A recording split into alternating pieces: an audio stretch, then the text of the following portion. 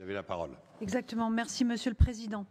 Donc la commission d'enquête parlementaire sur les manquements des politiques publiques de la protection de l'enfance a rendu public son rapport le 8 avril. Ce rapport revient sur plusieurs dysfonctionnements au préjudice des enfants placés qui se produisent ou se sont produits dans notre département.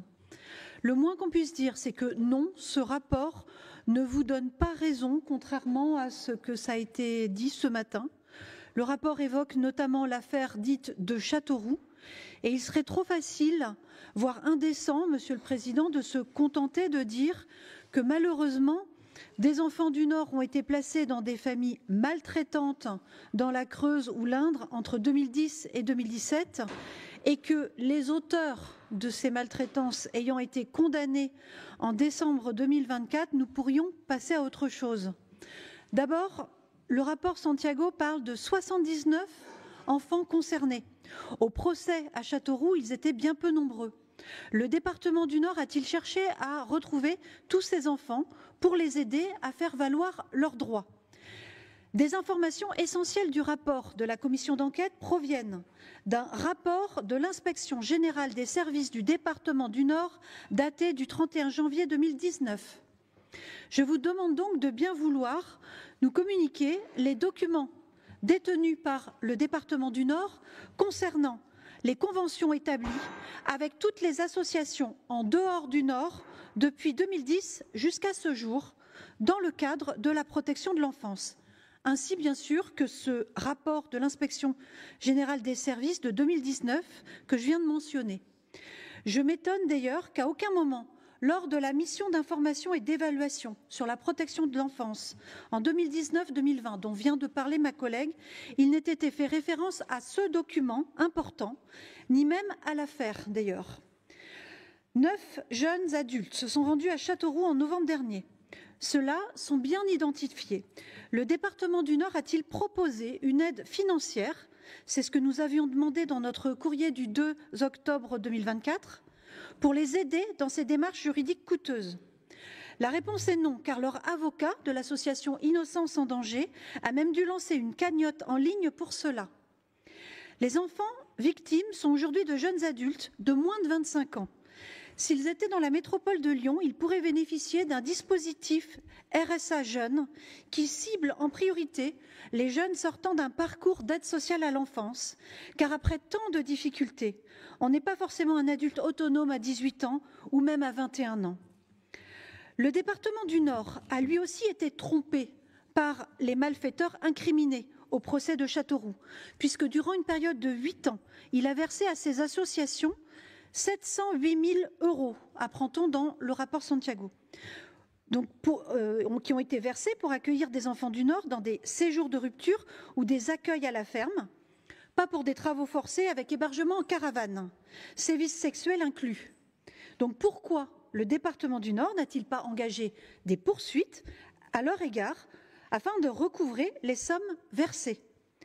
Le procès de Châteauroux ayant établi tout ce que les enfants ont subi, pourquoi désormais ne se porte-t-il pas partie civile?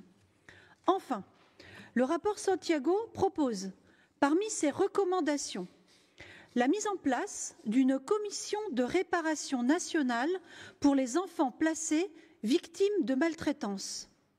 Ne pensez-vous pas, Monsieur le Président, compte tenu de la gravité de l'affaire qui a mis en cause notre département, qu'il serait aujourd'hui tout à notre honneur de montrer l'exemple et de mettre en place une telle commission de réparation pour les enfants placés du Nord? Je vous remercie. Je donne la parole à Marie-Sandra. Merci Monsieur le Président. Chers collègues, en premier lieu, je vous prie d'abord d'excuser Marie Tonnerre, retenue auprès de ses enfants. En tant que présidente de l'EPDSAE, je suis chaque jour confrontée aux réalités du terrain, les difficultés, les failles, mais aussi les réussites et les défis qui sont liés à la protection de l'enfance dans notre département. Alors voici 2 questions que vous posez ayant trait au rapport de la commission parlementaire sur les manquements de la politique publique de protection de l'enfance, et donc je vous propose d'y répondre en une seule intervention. Mais en propos liminaire, mes pensées vont aux victimes de l'affaire dite de Châteauroux, dont les souffrances nous rappellent la nécessité absolue de vigilance. Mes pensées vont également à l'ensemble des professionnels, qu'ils soient départementaux ou associatifs, et qui œuvrent chaque jour avec conviction et courage auprès de nos enfants.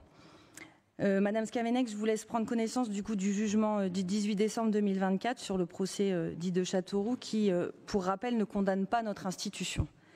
Au-delà des polémiques que vous souhaitez lancer, je tenais à apporter quelques clarifications. Ce jugement établit que le département du Nord a été abusé par des associations qui ont sciemment trahi la mission confiée. Notre rôle n'est pas de réécrire l'histoire sous la pression de l'indignation, mais d'en tirer les conséquences et d'agir. Et c'est ce que nous faisons sans relâche. Je tiens donc à mettre en exergue toutes les actions départementales et l'investissement de nos collaborateurs qui, par vos mots, semblent inactifs. Nous avons centralisé le traitement des alertes à la direction enfance, famille, jeunesse, permettant ainsi d'avoir une vision globale des événements indésirables survenant en établissement et de prendre beaucoup plus rapidement les mesures adéquates en cas de difficulté. Nous avons renforcé la politique de contrôle des établissements par la création d'un service dédié, le renforcement des partenariats avec l'État pour mettre en œuvre des contrôles conjoints avec la préfecture et la PJJ, et plus récemment la création d'un poste de directeur de projet contrôle rattaché directement à la DGA Enfance, Famille, Santé pour renforcer les contrôles des établissements de protection de l'enfance et des lieux d'accueil des jeunes enfants. Nous avons également développé la systématisation du contrôle des antécédents judiciaires des professionnels en contact avec les enfants protégés. Le département expérimente depuis septembre 2024, aux côtés de 5 autres départements, le déploiement du portail Honorabilité, qui permet de systématiser la production par tous les salariés et bénévoles intervenant en protection de l'enfance et auprès de jeunes enfants d'un certificat d'honorabilité qui garantit l'absence d'antécédents judiciaires pour les personnes concernées. Ce portail sera généralisé à l'ensemble des départements avant la fin de l'année 2025. Madame Martin, au nom de la majorité départementale, je tiens à mettre en exergue l'engagement constant et renforcé du département du Nord sur la politique enfance-famille-jeunesse. À travers la présentation des budgets réalisés précédemment, vous avez pu mesurer l'augmentation constante, année après année, du budget dédié. Quel département peut se targuer d'avoir consacré un tel effort à cette politique ? Le président Poiré rappelle que notre département est hors norme et c'est une réalité. 23 000 enfants accompagnés, soit plus de 3% des nordistes âgés de 0 à 21 ans. Depuis 3 ans, et en lien avec la feuille de route de 2020, faisant suite à la MIE que vous évoquez, nous avons créé plus de 500 places d'accueil. Il serait temps d'ailleurs d'admettre que nous n'en avons pas supprimé 700, mais ventilé pour multiplier les offres de prise en charge.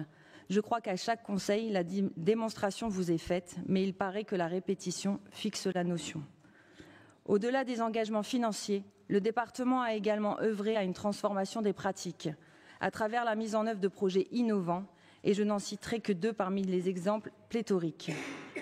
L'ouverture de la protection de l'enfance à la société civile et à la désinstitutionnalisation, via notamment le développement du mentorat et du parrainage, le déploiement des conférences familiales ou pour l'EPDSAE de l'internat de demain, ou encore le dispositif Ouverture des horizons qui vise à offrir aux enfants confiés une ouverture vers l'extérieur à travers l'accès à la culture, au sport, à la nature.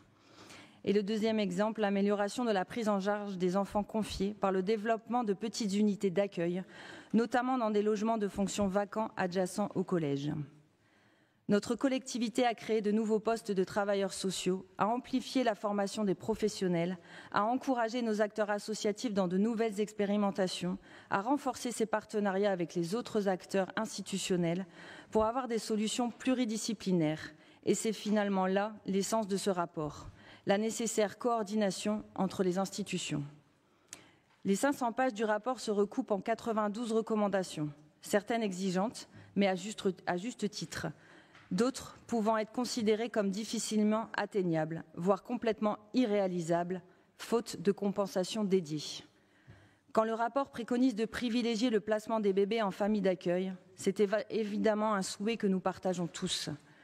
À l'aune des recherches nationales et ou menées par notre Observatoire départemental de la protection de l'enfance et notre conseil scientifique, nous mesurons les impacts quant au développement d'enfants confiés à l'hôpital ou restés trop longtemps en pouponnière. Évidemment, l'accueil familial semble être la réponse adaptée et devant être amplifiée. Mais pour autant, face à la pyramide des âges, face à la difficulté de prise en charge de certains enfants, et malgré la revalorisation salariale impulsée par notre institution, nous peinons à recruter et devons faire face à une crise des vocations. La ministre Catherine Vautrin souhaite renforcer le recrutement d'assistants familiaux en élargissant les possibilités de cumul d'emplois. Nous nous inscrivons complètement dans cette proposition. Parallèlement à cela, le rapport vise à favoriser la qualité de la prise en charge, à renforcer le contenu du projet de l'enfant en y intégrant l'évaluation des compétences parentales, à améliorer la coordination territoriale, à déployer les contrôles des établissements, à formaliser les relations financières entre départements et partenaires via des contrats pluriannuels. Certaines de ces recommandations sont déjà en cours de mise en œuvre dans le département. Nous nous réjouissons donc de la parution de ce rapport qui préconise de faire de la protection de l'enfance une grande cause nationale. Le président Poiré avait d'ailleurs lancé différents appels en ce sens, réclamant un pacte social État-département ou en proposant un cofinancement à 50% des nouvelles expérimentations. Une politique nationale ambitieuse, cohérente, réaliste, évaluée est vraiment indispensable. Elle doit donner aux collectivités les moyens d'agir à la hauteur des besoins, de garantir l'égalité territoriale et de fixer un cadre clair et exigeant pour la protection de l'enfance. C'est en ce sens que nous appelons l'État à renforcer son pilotage stratégique, à soutenir les départements et à s'engager pleinement aux côtés des acteurs locaux. Nous attendons donc avec impatience une loi de programmation budgétaire suite aux annonces de la ministre Vautrin. Celle-ci pourra abonder notre nouvelle feuille de route départementale 2025-2028 qui vous sera présentée en juin prochain. Oui, nous avons des responsabilités et nous les assumons pleinement. Mais nous ne céderons ni à la caricature ni à l'instrumentalisation. Ce département agit, investit et innove et continuera de le faire. Je vous remercie.